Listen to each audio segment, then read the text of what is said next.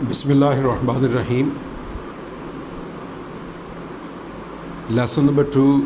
Using the scientific method. سائنسی طریقہ کار کا استعمال. یہ ایسے دو کو رائٹرز نے لکھا ہے جن میں سے ایک ڈیرل برنارڈ ہیں اور دوسرے لان ایڈورڈز ہیں. اس ایسے میں رائٹرز نے سائنس کی وجہ سے اس دنیا میں وقوع پذیر ہونے والی تبدیلیوں اور انسان کے لیے پیدا کی گئی آسانیوں کا ذکر کیا ہے. یہ بھی سائنٹیفک ایسے ہے اور اس میں رائٹرز ساتھ ساتھ ایک کمپیریٹیو اسٹڈی بھی پیش کرتے ہیں کہ سائنس کے بغیر زندگی کیسی تھی اور سائنس کے ساتھ زندگی کا کیا رخ اختیار کیا گیا. اس ایسے کی سمری یہ ہے کہ رائٹرز کا کہنا یہ ہے کہ سائنس نے ہمارے بہت سارے مسائل کو حل کیا ہے. سائنس نے زندگی کے ہر شعبے میں انقلاب برپا کیا ہے. سائنس نے صحت کے میدان میں ایسی تبدیلیاں لائی ہیں کہ جو انسان سوچ بھی نہیں سکتا تھا. شروع میں جب انسان سائنس سے ناواقف تھا تو اس وقت جو شرح مواد ہے وہ بہت زیادہ تھی. بیماریاں، عام بیماریاں انسان کے کنٹرول میں نہیں تھیں اور بہت سارے تو یہاں تک تھا کہ جو بچے ہیں وہ ان کی انفینٹری میں ڈیتھ کی ریشو بہت ہی زیادہ تھی. پھر انسان کئی موذی بیماریوں کا شکار ہو جاتا تھا اور بعض اوقات یہ تھا کہ زیادہ تر جو بچے ہیں 1 سال کی عمر تک پہنچنے سے پہلے ہی وہ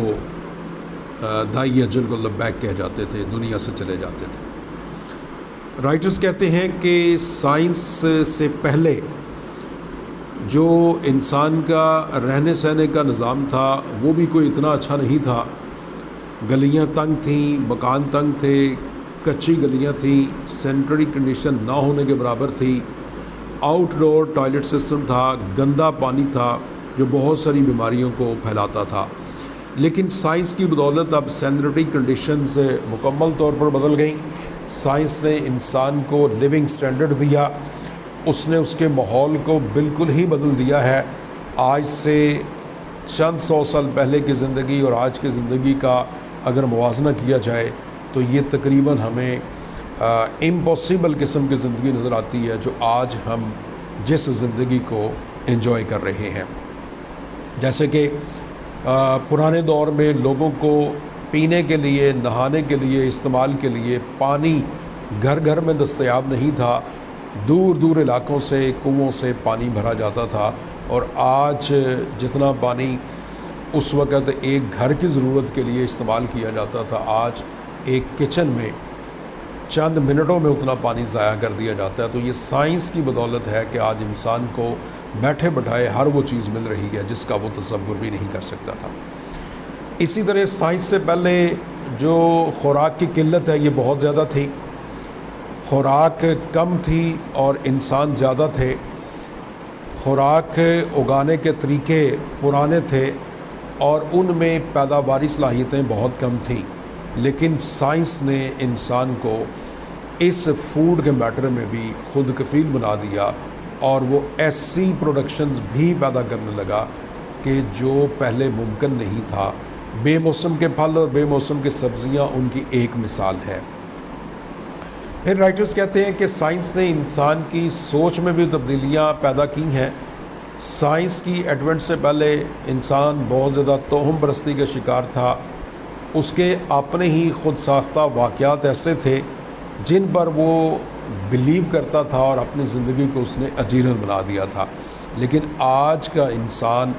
اس سائنس کی بدولت ان فرسودہ چیزوں پر یقین نہیں کرتا اور وہ اپنی زندگی کو سائنسی بنیادوں پر ایک بہت ہی خوبصورت زندگی گزار رہا ہے. آئیے اس کے ٹیکسٹ پڑھتے ہیں. All of us have benefited greatly. Writers کہتے ہیں کہ ہم میں سے ہر ایک نے بہت زیادہ فائدہ اٹھایا ہے from the use of scientific method. سائنسی طریقہ کار کو استعمال کر کے ان سالونگ پرابلمس، مسائل کے حل کرنے میں، سچ ایز جیسا کہ those dealing with the maintenance of health, وہ مسائل ڈیلنگ ود جن کا تعلق تھا مینٹیننس آف ہیلتھ، صحت کی بحالی سے متعلق، مینٹیننس برقرار رکھنا، بحال رکھنا، امپروو کرنا۔ تو صحت کی بحالی کے سلسلے میں ان بہت سارے پرابلمس کو انسان آج سائنس کی وجہ سے ڈیل کر رہا ہے جو پہلے ممکن نہیں تھے۔ The production and preservation of food, اور سائنس کی وجہ سے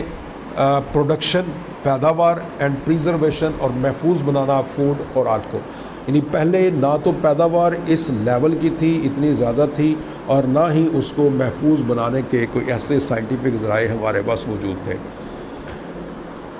دا کنسٹرکشن آف آر ہومس، ہمارے گھروں کی تعمیر، دی امپروومنٹ ان کمیونیکیشن، اور ذرائع مواصلات میں بہتری، ٹرانسپورٹیشن، نقل و حمل میں بہتری، یہ سائنس کی وجہ سے ہے، جو کہ رائٹرز کہتے ہیں کہ ہم میں سے ہر ایک کو واسطہ بڑا ہوگا کہ سائنس نے جو ہمارے پرابلمز حل کیے ہیں، جن میں ہمارے ہیلتھ ایشوز تھے، جن میں ہمارے فوڈ کی پروڈکشن اور پریزرویشن تھی، جن میں ہمارے گھروں کی تعمیر تھی، یا ہماری کمیونیکیشن یا ٹرانسپورٹیشن کے جو مسائل تھے، ان مسائل کو جو سائنس نے حل کیا ہے، تو ہم میں سے ہر کوئی ان سے آگاہ ہے۔ Not only have our ways of living been changed, not only نہ صرف our ways of living، ہمارے رہنے سہنے کے طور طریقے been changed، بدلے ہیں، نہ صرف ہمارے رہنے سہنے کے طور طریقے بدلے ہیں، but people themselves have also changed، بلکہ لوگ خود بھی بدل چکے ہیں۔ Today we are better able، ہم بہتر ہیں، ہم اس قابل ہیں، پہلے سے زیادہ قابل ہیں ٹو ایکسپلین ہیپننگز، ان واقعات کی وضاحت کرنے میں، ہیپننگز واقعات which used to be considered strange and mysterious، جنہیں عجیب و غریب اینڈ مسٹیریس اور پر اسرار سمجھا جاتا تھا۔ اس سینٹنس میں رائٹرز کہتے ہیں کہ نہ صرف ہمارے رہنے سہنے کے طور طریقے بدلے ہیں، بلکہ لوگ خود بھی بدل گئے ہیں، اور آج ہم ان واقعات کی زیادہ بہتر وضاحت کر سکتے ہیں جنہیں عجیب و غریب اور پر اسرار سمجھا جاتا تھا۔ although اگرچہ there is still need for improvement، ابھی بہتری کی اور ضرورت ہے، we are now generally less fearful،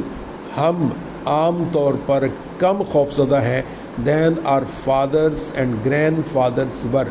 جتنے ہمارے آباء و اجداد تھے ان سے ہم کم خوف زدہ ہیں۔ یعنی ماضی کا انسان بہت سارے خوف اور بہت سارے جو اس کے الارمز تھے ان کے تحت زندگی گزار رہا تھا، لیکن آج کا انسان اتنا خوف زدہ نہیں ہے جتنے اس کے آباء و اجداد تھے۔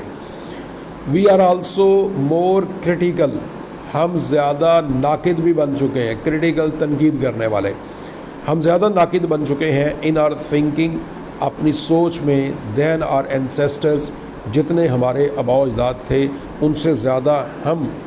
اس وقت تنقید کرنے، یعنی تنقید سے مراد یہ ہے کسی چیز کا کریٹیکل انالیسس کرنے میں ہم ان سے زیادہ آگے جا چکے ہیں۔ اب کریٹیکل انالیسس سے مراد یہ ہے کہ ہر چیز کو آنکھیں بند کر کے تسلیم کر لینا اور ہر چیز کو سوچ سمجھ کر اس کے پروس اینڈ کونس کا جائزہ لے کر اس کی اچھائی اور برائی کو دیکھنا، یہ کریٹیکل انالیسس ہے کہ بجائے اس کے کسی چیز کو آنکھیں بند کر کے مانا جائے، اس چیز کی تحقیق کر لی جائے، اس کے اچھائی برائی کو دیکھ لیا جائے اور اس چیز کو ایکسیپٹ کیا جائے جو انسان کے مفاد میں ہے، اس کو چھوڑ دیا جائے جو انسان کے مفاد میں نہیں ہے۔ تو یہ کریٹیکل تھنکنگ ہے، یہ کریٹیکل اپروچ ہے۔ تو کہتے ہیں دونوں رائٹرز کہ ہم پہلے سے زیادہ، اپنے آباء سے زیادہ کریٹیکل تھنکنگ رکھتے ہیں۔ نیکسٹ کہتا ہے کہ this lesson should help you understand, اس لیسن سے آپ لوگوں کو سمجھنے میں مدد ملے گی of scientific method has improved living conditions, کہ سائنسی طریقہ کار نے ہماری رہنے سہنے کے حالات کو بہتر بنا دیا ہے، اینڈ چینجڈ پیپل، اور لوگوں کو بدل دیا ہے۔ It should also help you understand, یہ لیسن آپ کی مدد کرے گا کہ آپ سمجھ سکیں how you can make better use of science, کہ آپ سائنس کا بہتر استعمال کیسے کر سکتے ہیں in your everyday living, روزمرہ زندگی کے معاملات میں آپ سائنسی طریقہ کار کا استعمال کیسے کر سکتے ہیں۔ اب یہ جو دو فکرے ہیں ان میں رائٹرز نے ہمیں بتایا ہے کہ اس لیسن کو پڑھنے کے بعد آپ یہ جاننے کے قابل ہو جائیں گے کہ سائنسی طریقہ کار نے لوگوں کو کیسے بدلا ہے، اور دوسرے نمبر پر یہ ہے کہ ہم اپنی روزمرہ زندگی میں زندگی کو سائنسی طریقہ کار کی بدولت کیسے بدل سکتے ہیں۔ بیٹر کنٹرول آف ڈیزیز، اب یہ دونوں رائٹرز اس پر ڈسکس کریں گے کہ سائنس نے ڈیزیز پر، بیماری پر کنٹرول کیسے کیا۔ If you had been born 200 years ago، اگر آپ 200 سال پہلے پیدا ہوتے، you would have had about one chance in 8، تو 8 میں سے ایک آپ کے پاس چانس تھا، یعنی یوں کہہ لیجئے کہ وہ 12.5% آپ کے پاس چانس تھا to be 1 year old، کہ آپ 1 سال تک پہنچتے۔ In other words، دوسرے الفاظ میں in those days about 7 out of 8 babies died before reaching their first birthday۔ دوسرے الفاظ میں اس دور میں جو 7 out of 8، 8 میں سے صرف 7 بچے died before reaching their first birthday، یعنی